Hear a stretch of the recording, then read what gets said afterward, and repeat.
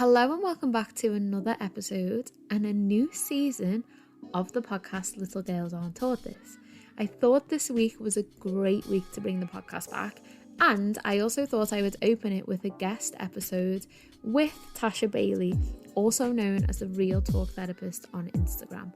So Tasha is an author of a book called Real Talk, which recently came out. Super exciting. She is somebody who talks a lot about self-love online, and she talks about inner child healing. And she is just an all-round amazing psychotherapist who really produces some amazing content that helps her audience like so much. So when I've been following Tasha for quite a while, so it just felt really nice to get it on this episode and talk therapist to therapist about self-love, about inner child healing, and just about healing in therapy in general. So I hope you enjoy this episode, and I'm going to dive right in. Hello, Tasha. Welcome to the podcast. Thank you so much for being on. And you are someone that I was so excited to have a chat with.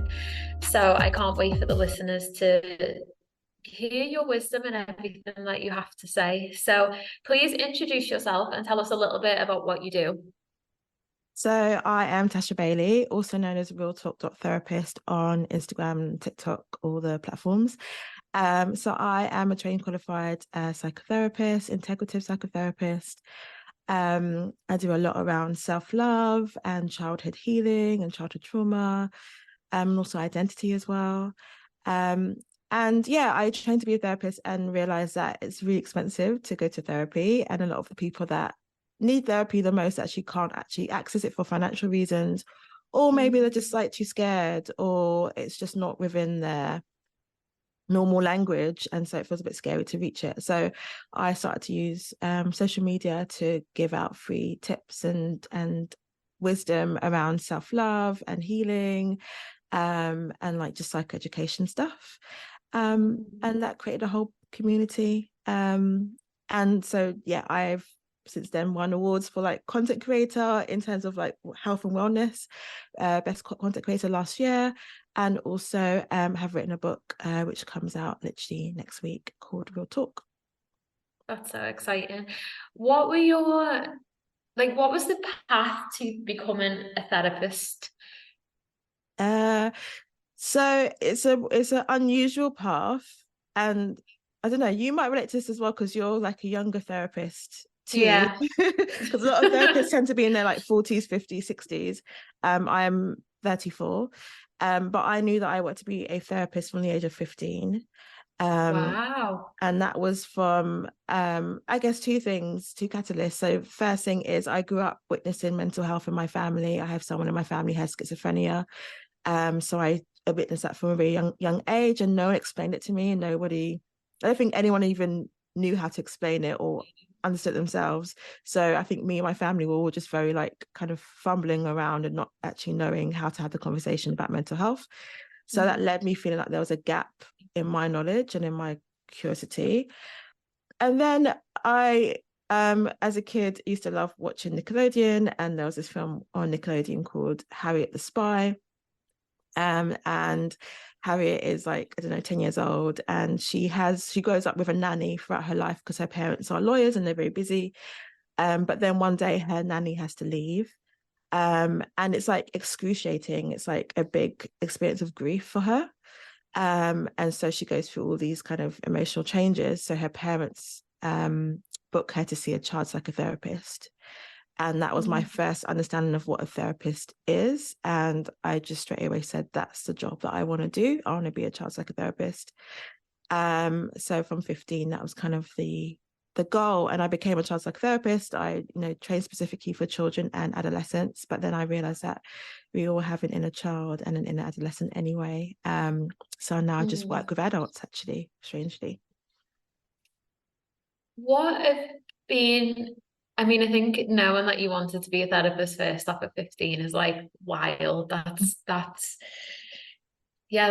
for someone to have like that compassion and empathy so young is amazing. And that's probably makes sense as to why you are so successful at what you do. But in terms of child healing, Can you talk a little bit about that? Because I know for me, like with my clients and even on my own journey, this has been something that has come in. And, even just on my own journey with inner child, I kind of just had the realization that, oh my God, we're all like little children in adult bodies. Mhm. And, you know, a lot of the wounds that I see in sessions, or a lot of my own wounds, have come back from that inner child period. So for you, what would you tell the listeners about inner child healing? So I would almost say that we all have we all have a story that has to be told. And our Mm. story starts from the day that we're born. And the things that influence that story is, obviously our parents, how our parents show love and how we received love. Our family, so that our family patterns. In every family, everybody has a role. So, for Mm. example, actually, when you said that, for me to know from such a young age that I want to be a therapist, it was, yes, me being very compassionate and stuff potentially, but also my family role at the time meant that I was probably the therapist in the family in some ways, or to Okay. somebody in my life, I was the therapist in the family. So it meant that maybe that felt a bit more natural to be the listener and to be the one that Mm. helps. So we always have these kind of family dynamics that kind of shape a little bit of how we are. It's not all that we are, but it's kind of the starting point of our character or our hero story. So yeah, a lot of kind of childhood healing might come from our relationship with our parents or siblings, or even things like teachers, authority Mm. figures, who made an impact, who made an impact in how we see ourselves and how we see the world and how we see love. And if we don't have those things healed, we end up being adults with very big childlike feelings. So we Mm. might notice that if a friend isn't available to us on a particular day, we go into extreme anger because it reminds us of the times when our parents were available to us as a kid. It's okay to be angry, but it'll be a really big anger, bigger than the situation.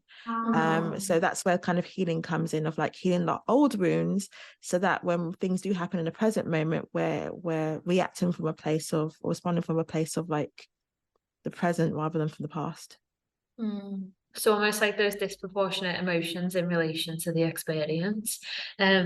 What just touching on growing up with experience of mental health, at the time, if you think about how you perceive that situation compared to how adult version of you perceives that situation with all of this understanding of mental health. How was that being, 15 and younger, growing up with someone with mental health? And you said like no one knew how to have the conversation. Yeah, it was really scary. It was actually Mm. really scary because I think I witnessed it from the age of like 5, and actually some of my earliest memories were from like very traumatic, difficult things that happened from that. Mm.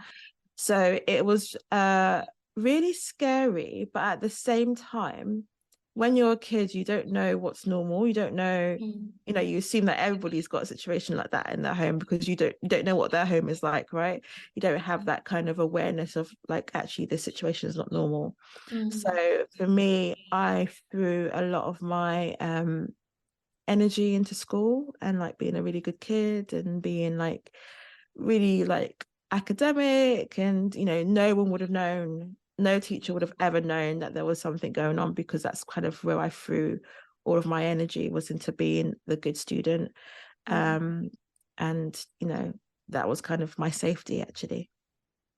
It's interesting. I actually am working with a handful of clients now where we're doing some trauma work, and on the surface they came in with similar things of there's just this pressure all the time, and I just feel like my confidence has slipped, and that that character trait, that personality that people develop of trying to be perfect and trying to have all of the things in order so nobody sees almost like the chaos behind that. It's really interesting to me. The more people I work with, the more I see how that is such a big coping mechanism. Mhm. Um, have you been on your own journey to kind of unravel that a little bit, or is that something as an adult you still see play out? Yeah, I think a bit of both. So Winnicott as a psychoanalyst Winnicott used to call it, the true self, false self.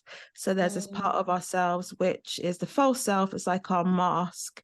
It's how we, the mask that we wear when we go to job interviews or we're dating someone for the first time. We want to look perfect and seem perfect, and that's normal.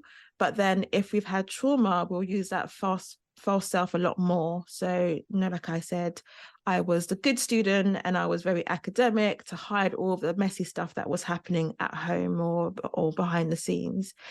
And obviously the goal is to access our true self. Our true self is where we feel self-love. It's where we feel our most authentic, confident self. It's where we can just be our full selves and know that we'll be loved. But the false self kind of gets in the way. So for me in my healing, obviously when I've had my therapy, it's been about almost not getting rid of the false self, because we can't get rid of it. We want to keep it to some extent. It's just kind of like dismantling little bits of it. It's kind of like a brick wall, like taking a few bricks out so I can be seen on the other side. And that's an ongoing process that I probably will be going through all of my life. And I think we all will. And there'll be times when I put those bricks back up, especially if I'm very stressed, I'll put those bricks back up. There's nothing wrong with me. I'm fine. That can happen because we've probably spent so many years doing it as a kid that it's our natural instinct to then kind of cover up again. So we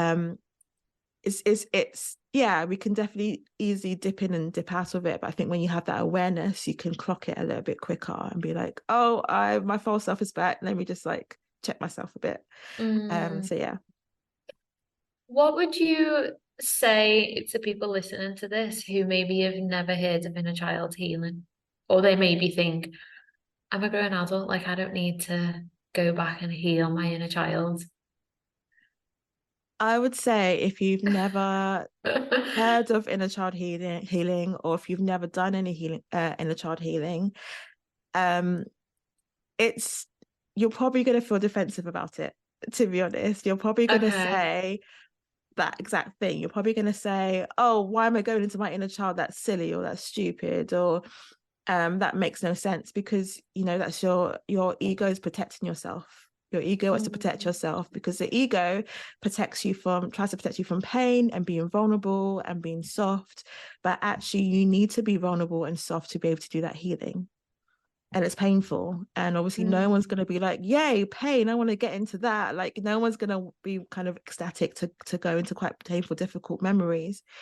But, if you do find yourself having that response, just be curious about where is it coming from. The other thing I notice is that sometimes when people are doing inner child healing, they will often disregard themselves or gaslight themselves. So they'll say, I'm being too emotional, or I'm being too difficult, or I'm being childish.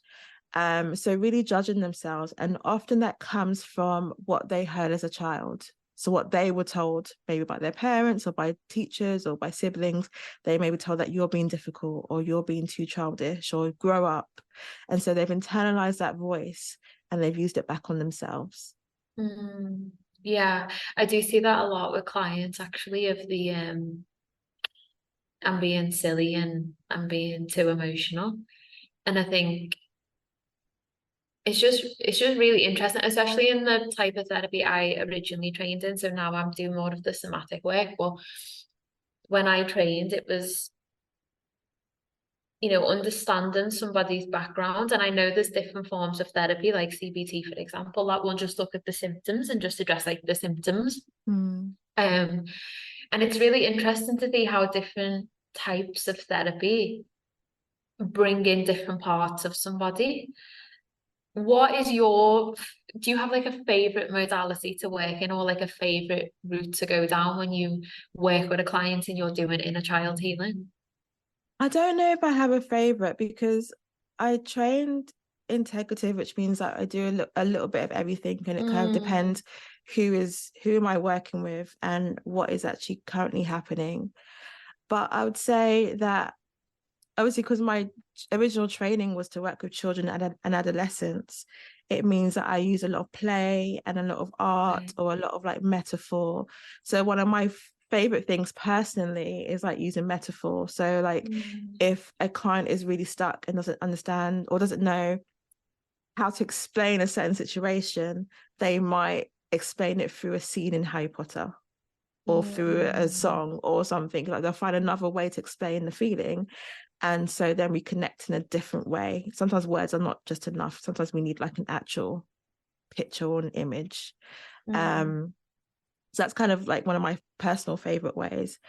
But yeah, I think it's about like meeting the client where they are, and that they can be in different stages and places. And I think there's something about like connecting the past with the present with the future, and like this really weird, messy, but kind of cool way of kind of connecting it all together.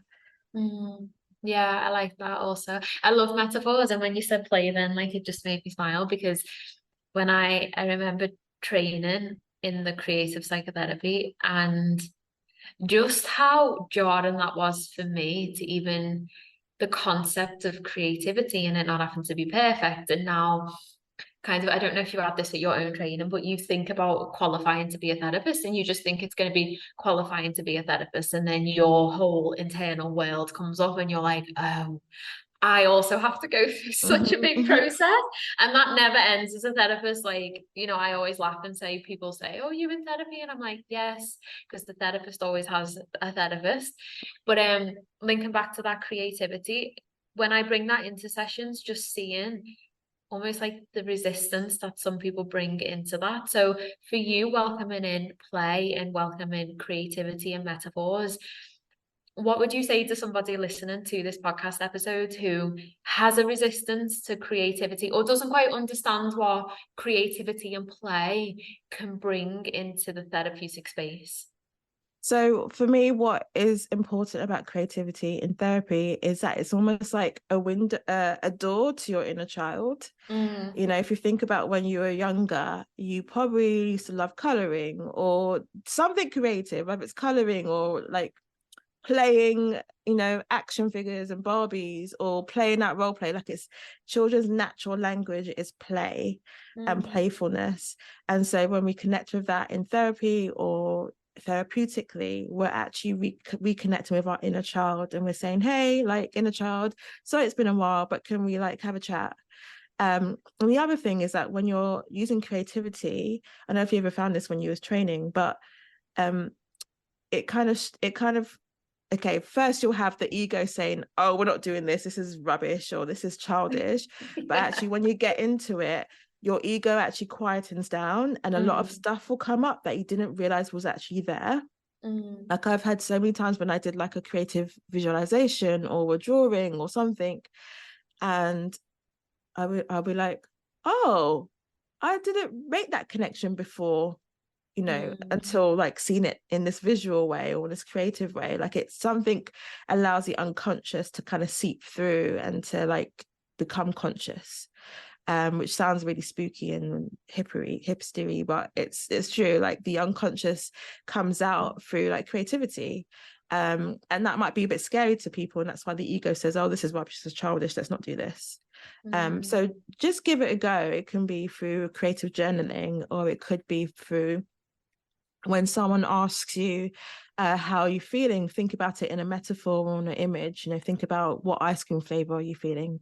What food are you feeling? If you're a food group, what food would you be? Would you be feeling like pizza, like melty and hot? Or would you be feeling like, I don't know, a nice cool ice cream? Like, just think about it that way. And it sounds silly, but allow yourself to be silly. There's nothing wrong with being silly. I think we've been conditioned to be very grown up from a very young age. And actually, that childishness, if you want to call it that, but I call it childlikeness, we need to hold on to that, because that's like the most joyful part of ourselves and the most fun part of ourselves. So why would we leave it behind us? Yeah, I love that. I love inner child energy. Like, it's just so, just the purity of it. And I think for a lot of people, like you said with your own experience, like they have to grow up very quickly. So there's so many like attachments or connotations to what inner child essence is like. But it just, creativity is so simple. And it's even like a technique I love with my clients is feeling in and given a color to how they're feeling. And then when we start to unravel that color, like you said before, the places that you can go and they're like, oh my God, I just intuitively said green. And then all of a sudden we're on this path of what green means and why they're feeling that way. And I think sometimes, like, I think it might take trust though, if I reflect on that and I reflect on that with clients, sometimes like that trust to use different things that aren't language. But then, like you touched on before, like not everything needs language. Like there's so many other different ways. And I guess that's just come off me of like, I wonder if a person has to have a little bit more trust in themselves, trust in the process, trust in how they can be guided through the unconscious and what can come up, because therapy is a very interesting journey. Like for you with your clients, like what's your perspective on therapy? I know that's a really random question, but I even find it hard to summarize therapy, you know. Mm-hmm. Yeah, because it's so every journey with each client is so completely So different to the different. next. And I'm someone that's had therapy. I had therapy with my therapist for 5 years, and then I reconnected with her a little bit in COVID, and then I've reconnected with her a bit again now, and the therapy is different. Like each of those times of reconnecting, it's been different. So it's like the journey just keeps changing, and I think the thing that's coming to my mind of how to explain it is like in every book, movie, film, you always have a hero. You're the hero of your story. And then, but also in those stories, you always have a helper for the hero. So for example, let me think, in Harry Potter, you've got Ron Weasley and Hermione Granger. In Lord of the Rings, yeah, it's Lord of the Rings, you've got Frodo. You've always got one helper that's there, and that person is not there to take over the story. They're not there to necessarily tell you what to do, but they're there for you to lean into and to lean on to and to do more learning about yourself. And that's what I think a therapist is. You'll have other helpers in your life, friends and stuff like that, but I think a therapist will track your whole journey without really being embedded in the rest of the story. Like they're just there for you. And I think that's really important. I love that. Track the whole journey. That's so nice. Changing the topic a little bit to self-love, even though it still feels like it's very interlinked with inner child stuff. I'd love to know for you what self-love is for you and your clients. And you know, I spoke about this in the email and when we touched on before. I think it's really important for me using this podcast to get a wide range of perspectives and get different conversations into space, and not just be my perspective, and my perspective as a white woman. So I would really love to know what it is for you and what it is for your clients that you see and you work with. So for me, self-love is, I mean, I think I always find the best way to explain it is almost like a parent. Is being that parent to yourself. So a parent kind of has two roles in my mind. The first one is like to give love.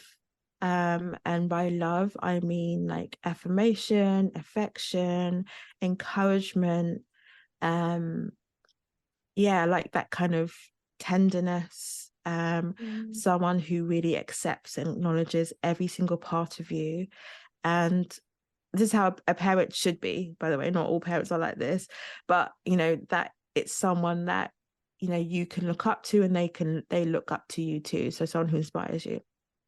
The other part of being a parent to yourself is challenging yourself, but also setting really adequate boundaries. So protecting yourself, and there's a difference between protecting yourself and hindering yourself. So protecting yourself, I see as like not spending time with people who, you know, are bad energy for you, or give you bad vibes, or make you feel bad, but, you know, having boundaries with yourself so that you are spending time with the right people. So being a kind of a boundary parent to yourself, who gives yourself challenges, you know, knowing that there's self-work to do, and rather than kind of being scared of it, saying, I know it's scary, but we're going to do this. So I think that's how I see self-love, is of kind of this inner parent that you are to yourself that gives both affirmation but also challenge and boundaries. And I think, you know, that sounds really easy, but life is always changing. And so as a parent to yourself, you have to always change your parenting style. Same way that you would if you were a parent, as your child is growing older, you have to change the way that you parent over time. You can't be a helicopter parent when your child is 15 years old. So it's about kind of constantly adapting to who you are and who you're becoming. And then I think, because I think we were thinking about, you said about kind of you being a white woman and me being a black woman. And I think, you know, it's also important to have a cultural awareness of self-love as well. So just for example, like last week there was like an incident that was probably in the news, and there's like a protest about a black woman that was strangled. Trigger warning.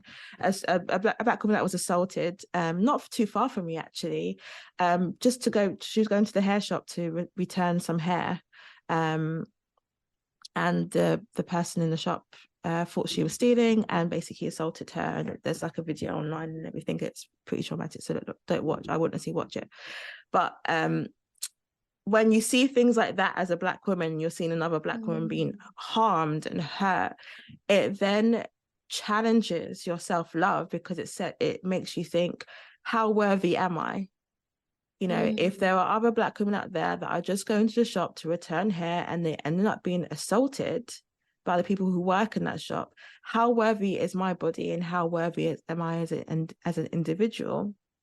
And then things like this happen all the time, and it's not just black women, it's women, and it's queer people. There's all these things that happen, and they will make us challenge, actually, how worthy am I in this world? You know, this world doesn't love everybody equally. Unfortunately, it's not the parent that we need.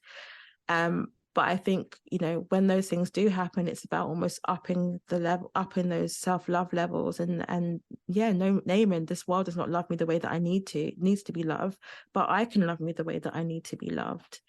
So I think, there's definitely a lot of challenges that can happen with self-love depending on what your intersectionality is and your identity.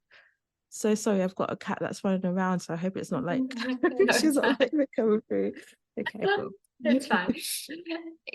One of the things that came up for me then was, well, two things actually, was growing up in a black family with someone suffering from mental health.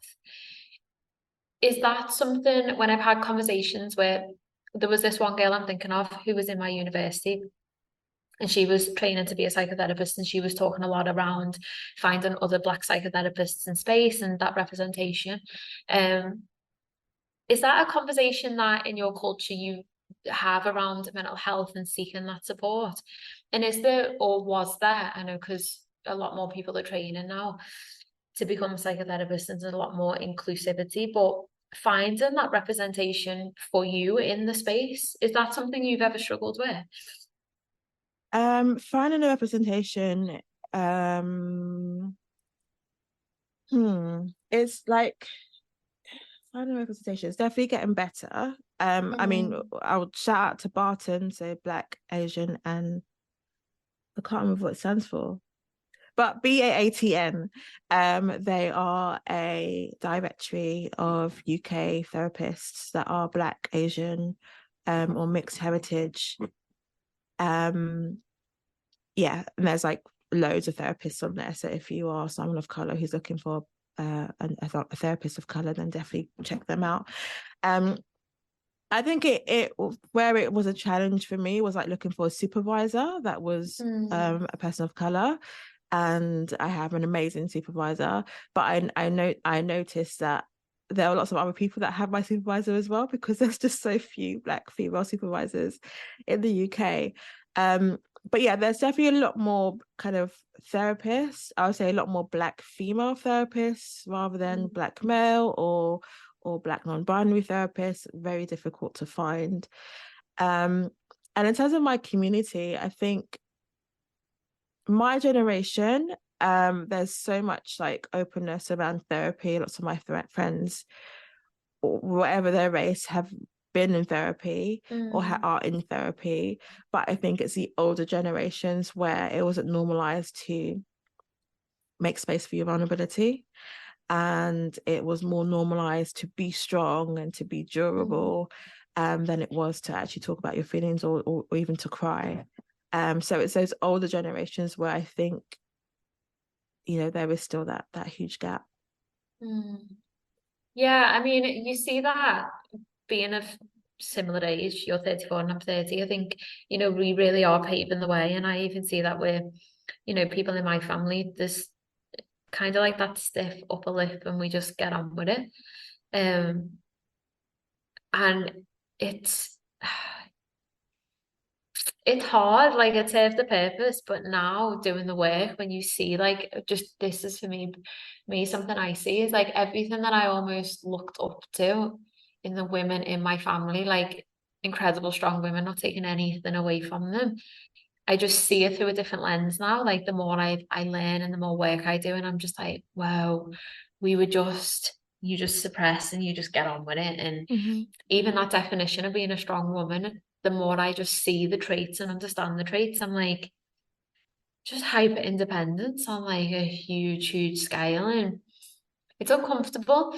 So for you, like with your clients or even in your own work, has it been hard for you to do this work or to do the work with your clients and then your clients to go away and go back into these spaces? Yeah, I would say firstly for me personally, like definitely when I first started my training, my therapy training, so my training was 5 years, so I was in therapy for 5 years. And when I first started my training, I lived with my family. And that didn't last long. I think after 6 months, I was just like, I can't, there's no way I can be going to therapy and then coming back to the same people that I'm talking about.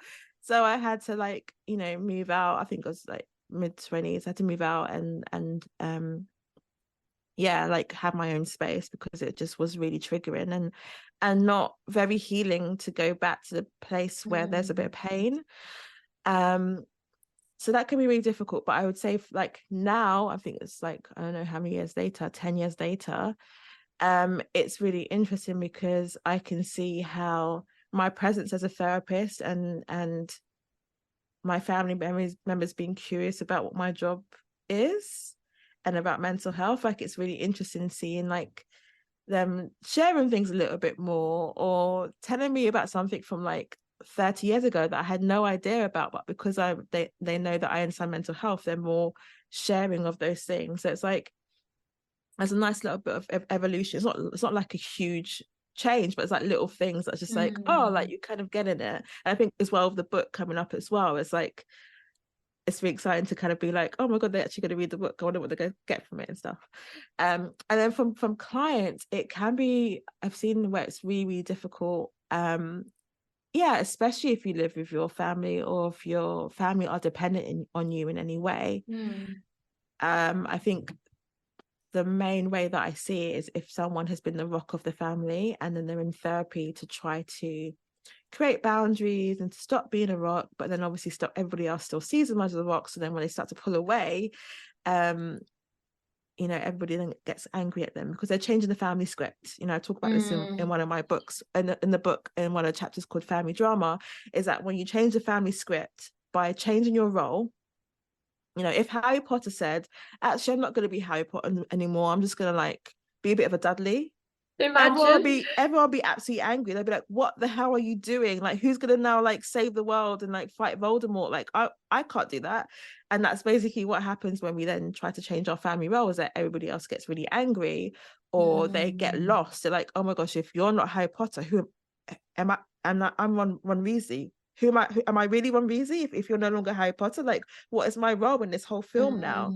So I think it's normal for that to be that kind of momentous like chaos, like let it happen, but it's important for you to then take space and you decide what you want your role to be and what you want your identity to be. You're more than a role, actually. You're a whole human person. You have so many different sides to you, and if you can only show one side in your family or in your friendship group, then it's probably time to change something. Yeah, that kind of made me think about even just setting boundaries, because we see so much talk of that in the online space. And I think the essence of what we're saying seems really simple, but then you put it into a family dynamic like that, and all of a sudden it would be chaos. Like even just thinking, if my mum stopped doing everything, I mean, I don't live with her, but if she stopped doing everything for the people around her, my little brother would flounder. He wouldn't know what to do, because he's so used to my mum just figuring everything out. So it's even small boundaries like that, and then that's without bringing that in, the voice in, or communicating wants and needs. And yeah, I think it's hard when you think about it in the dynamic of that. And just touching on the book, I'd love to know what your process was to writing that, because from what I've seen, the chapters, they look amazing, and it looks like you have covered everything, or pretty much everything, the main core concepts that people may come to therapy with. So what was that process like? Because it's been a dream of mine to write a book, so I would love to know. Honestly, it's the hardest thing I've ever done in my life. Is Like, it? really, honestly, yeah, it's so hard. It's not as glamorous. No, when I thought about writing a book, I thought I'm gonna be in a cabin by the lake, and like it's gonna be really, really romantic, and I'm just gonna be like typing away, and it's nothing like that at all. I think all these concepts, like the ego, the inner child, all this stuff, they come up when you're writing. Like I didn't expect the emotional process of my ego saying, oh, you have absolutely nothing to write, you've got nothing to say, you're rubbish, like let's not even do this, because people are not going to read this book, they're going to hate it, like let's just like drop out. And then my inner child be like, oh my god, I want to be liked, and I don't want anybody to reject me, and I hope everybody loves this book because I want everybody to love me. Like all these different parts are like having a conversation, and you're like, oh my gosh, how do I even start when these voices are so loud?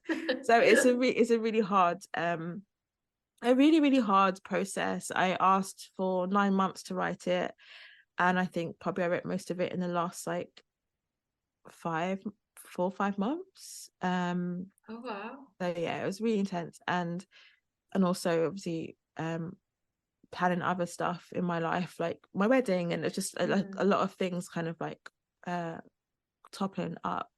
But I think the thing that kept me grounded, even when my ego was chatting rubbish, and even when my inner child was like me, was to be like, this book is kind of a love letter to every client that I've ever worked with, and thinking that, if I could gift a client something when they ended work with me, this would be it. And what are the lessons that I want them to leave with?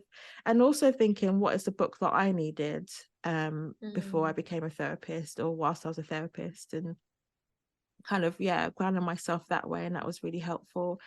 But yeah, it is pretty intense. They always say that the first book is like a really, really horrible experience, but no one told me that until after I wrote it. So yeah, like it is tough, I'm not gonna lie, but I'm happy that I stuck through it. Yeah, and it looks like it will be such an incredible tool to be able to give to people. And I think you've touched on at the beginning, you said around, people not being able to afford therapy and it being a privilege. What would you say to somebody listening to this who maybe does really feel like they need therapy, but maybe can't afford it, or maybe doesn't even know where to begin or where to start? What would your advice be? I would say, if you don't know where to start, maybe just start by journaling and just thinking, if I did have therapy, what would I want to get from it? What are my hopes? Depending on where you're based, like definitely look around. There's lots of charities that do exist. They're not shouting about their services, but they do exist, and they do give free therapy or discounted therapy. So definitely do like a really deep dive.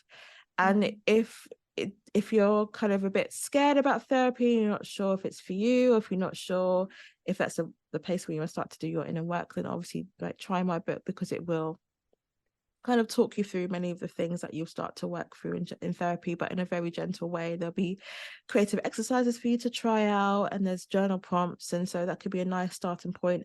And actually the last chapter is about therapy and finding a therapist and different types of therapy, so that might be helpful as well. and also speak to people who are in therapy and ask about their experiences and what worked for them and what didn't work for them. And yeah, I think it can be quite good to kind of hear people's experiences, just to like almost make it less mysterious, because obviously therapy is very mysterious. Nobody sees what happens in the room, but it's good to kind of hear at least someone's review or experience of it. What are, I was going to say, the core topics in your book, but I think all of them seem so relevant and important. But for you, do you have like a standout 3 or even 2 chapters that you think you see run through so many of the clients, or your experience of being a therapist? Yeah. I'll say so the one that was probably the hardest. No, there's there's a few. So childhood and family drama, sorry. They're 2 chapters, but they literally go through things like attachment, things like family roles, things about like sibling rivalry, that kind of stuff. And it applies to how you were as a kid, but also applies to how you are now. And this is especially a really great chapter for anyone that has any difficult family dynamics, like if you need to set boundaries with your parents, or if you have to be kind of estranged from certain family members. It's a really good chapter. And it's also about things like mommy and daddy issues and stuff like that. One of my favorite chapters is trauma. So it's a bit of a heavy topic, but it's my favorite chapter because it's the first chapter that I wrote when I did my book proposal. And I read a lot of trauma books, like The Body Keeps a Score and The Body Remembers, but a lot of these books are very sciencey, and they can be quite dense. And so I've written about trauma in a way that my cat is moving the mic. Sorry, Andy. Go on. I write about trauma in a way that is really soft, really gentle, lots of metaphor to explain all the like scientific concepts, and lots of like practical things that you can do. I talk about trauma triggers, but also glimmers as well. So that there's just a lot of things that will be quite helpful. It's quite somatic as well. And then the last chapter I would really recommend, which is actually probably my favorite, so I wrote my book and then I handed it in, and then the next day I was like, oh crap, I should have written a chapter about boundaries. So I wrote a chapter about boundaries in like 2 days, and that's like my favorite chapter now. And it's just very clear around boundaries, what to do, different types of boundaries, people pleasing and how that gets in the way. And then it just literally outlined exactly how to set a boundary, with examples as well. So those are probably my top 3, but there's literally everything in there. There's like chapters about sex, about body image, there's chapters about social justice, confidence, ego, shadow. It's all there. Some big words and big topics. And I think that's what's missing. Like, it's really interesting that you said about books around trauma, because it's that even in itself feels like it's a part of the role of being a therapist, is being able to read those books and like digest those and share those online. And I always get good, like really nice feedback from my audience who say like, you make such complex topics like easy for me to understand. So I think the fact that you've done that in the book is amazing, because even going into the online space now, these big words have become so normalized, and we often forget that people don't know what they mean, and people don't know who to ask. Like, not everybody understands these words that we throw around so much. So I think those simple like concepts and breaking them down in a really digestible way is amazing that you've been able to do that. So I think I would definitely recommend people reading it, just from like just some understanding how much that's going to help somebody who just that's the response. They must just think, I don't even know where to begin or how to even explain these things. And I would say, it is a big and brave thing to pick up one of these books, like my book, and be like, okay, I'm going to read these concepts and see how they apply to my life. And that can be really scary because you don't know what will be uncovered. But one thing that I've done in the book is I've also shared my examples, because I feel like, how can I ask you to be real with yourself if I'm not being real with you as well? So I've shared my examples, but I've also got a few wonderful people who other people might also follow online who have also shared their stories with me in the book as well. So there's other influencers and therapists and stuff who have shared a bit of their life and a bit of their journey. So I'm hoping that it will be a bit encouraging that, you're not alone, and that we're all trying to just do the work, and it's bloody hard. So yeah. I love that. And just to wrap up, you said before around the self-love with the parents, and I love that. I've never heard self-love spun in that way before. So what would be your advice to anybody who heard you say that and that really resonated with them? Because that was such a simple, very different way to how we see it online spoken about. And just even comparing that to my concept of self-love, it's different, but it almost feels the same. What's your concept? How would you describe self-love? I would describe self-love. I think for me it's changed as my work has changed. But for me now it just feels like presence. It feels like the ability to be present in my life, and it feels like the ability to soothe and to find people and practices that allow me in times of need to soothe. Because a quote that I really love, and I used to say it all the time, was, you have to learn to dance in the dark to appreciate the light. And presence, just the older I get and the more I work with clients, and I'm just that's really the essence of life, to be present with the people that we love and the things that we do and the environment around us, and to just get to the end of it all and think, you know what, I was here and I enjoyed it. So just really and then I guess the practices that I lean on to do that self-love are, somatic practices, or just sitting in stillness and just watching the world go round. And if I am struggling, just reminding myself that it will pass. Now you're in a period of darkness, but the light is going to come in again. So yeah, and when I started my journey of self-love, it would have been, the definition was so different. And I think as I grow as a woman, it definitely changes. I don't know about you, but it definitely changes as I shift and change as a woman and get older in different chapters of my life. Yeah, I love that. And I feel like, everything that you experience and everything that you read or do, it all kind of adds to shaping this idea of what self-love is for you.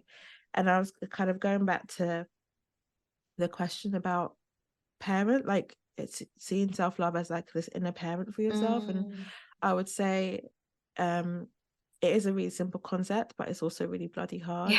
Because you might think, we all already have an inner parent within us, but that's going to be based on the parents that we received. So if we had a parent who wasn't present, or wasn't emotionally present or physically present, or who was very harsh or very critical, we're going to be naturally very critical, emotionally unpresent for ourselves and all of these things. So we're having to almost unlearn those types of parenting and start a whole new parenting. It might even be an idea to read a parenting book at some point, just to kind of almost shape your own internal parent.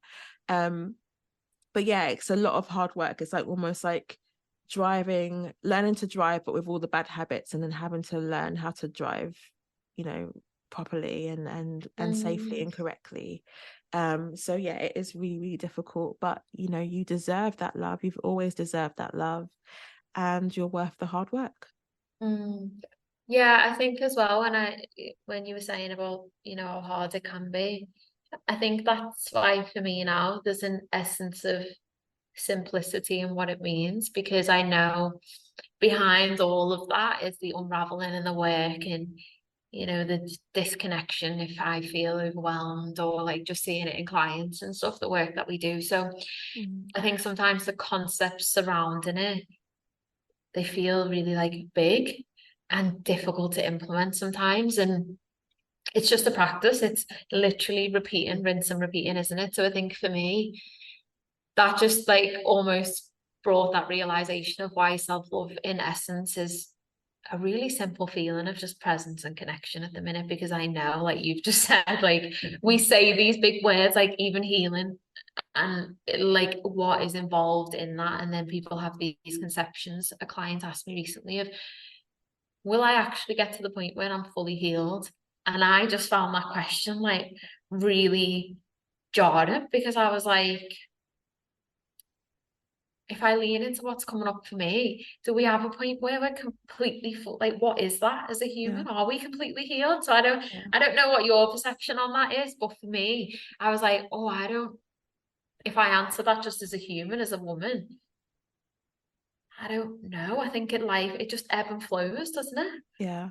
So the first line in my the first line in my book is it's a moment for me in my therapy sessions, and I'm saying to my therapist as the first line, I can't wait for all this healing crap to be over.